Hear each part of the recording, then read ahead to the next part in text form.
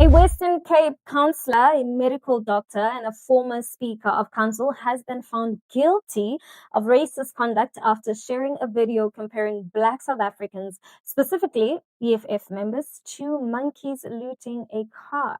Now, let me repeat that, right? A senior elected official, someone responsible for public trust and public service, thought that it was funny to compare Black people to monkeys. And before anyone says it was just a joke, I believe we need to be very clear, right?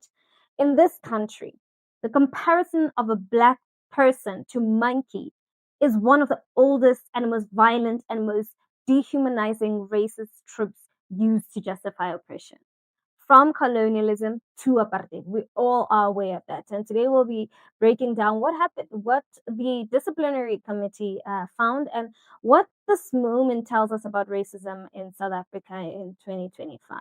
But more importantly, I think I'll speak honestly as a Black South African about what this behavior really reveals about the mentality of some white officials who still believe that we should simply move on from racism, right? Now, the councillor in question is Dr. John Hayes, a DA representative from Labont's Bay in the Cederberg municipality. And in March 2023, right, Hayes shared a Facebook video showing monkeys climbing up and stealing items from a car with captions saying, "Be careful, EFF strike started," and "looting trend in South Africa." Now, Hayes didn't stumble on the video by accident. He reposted it, he added commentary, and then he told investigators that he still found it funny.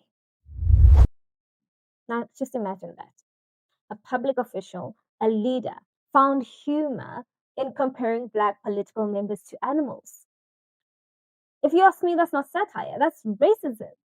After a 2-year investigation, now the municipality's disciplinary committee delivered its findings that Hayes, one, is guilty of inappropriate conduct with racist connotations, and two, that he perpetuated racial divisions, and that three, as a senior councillor and a medical doctor, he should have shown better judgment. The council didn't debate this, right? They didn't split along party lines. They voted anonymously, and their recommendation was a 12-month suspension. And this is important, the suspension is not final. And it now rests in the hands of the Western Cape local government, MEC Antoine Bredel, who will make the ultimate decision. Until then, Hayes remains a councillor with full rights. Yes, you heard me, full rights, even after calling Black South Africans monkeys. And South Africa continues to struggle with its racist past. These are the words of Speaker Maxwell Haynes. But I want to challenge that phrasing, and respectfully so, right? Because South Africa is not just struggling with its racist past. We are struggling with its racist present. Because when a councillor, and not a random citizen, not an internet troll, right? But a senior citizen feels comfortable sharing a racist video publicly, it tells you that racism is not only alive, it is emboldened.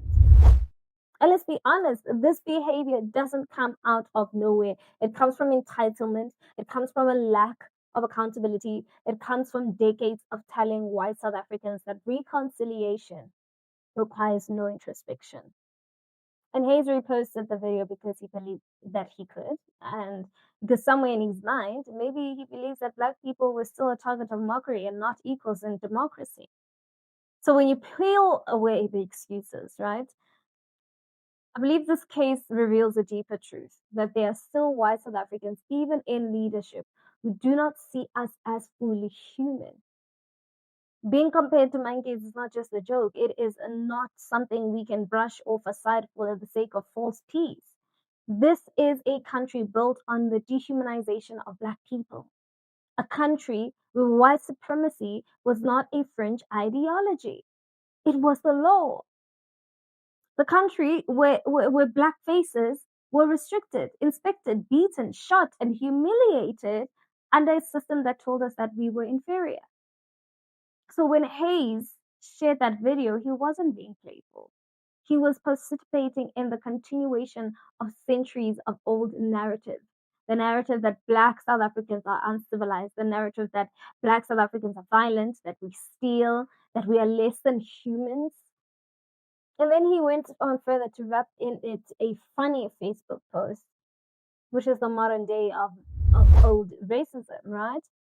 And I'm tired of racists thinking that they can hide behind humor.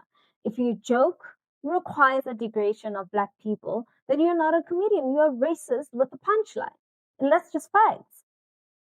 South Africa is a young democracy, and every racist incident by a public official isn't just a mistake, it's a threat to the integrity of the government. And this is why accountability is a non negotiable. This investigation took 2 years. 2 years to confirm what was obvious the moment he hit that share button. Suspicion is not enough. A councillor who dehumanizes black people should not be representing them. But more importantly, he should not be practicing as a medical doctor. Because how does a man who compares us to monkeys treat black patients? How does he diagnose them? How does he speak to them? How does he value their lives?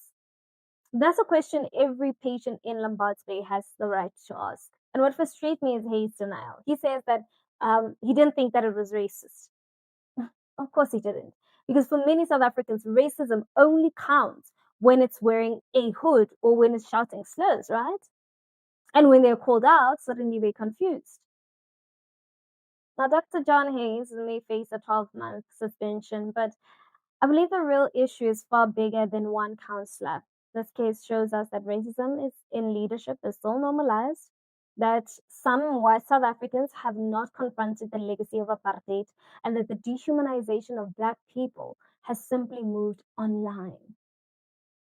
Now, South Africa cannot heal while its leaders still cling to racist stereotypes. We cannot build unity when some councillors think dehumanizing black people is funny.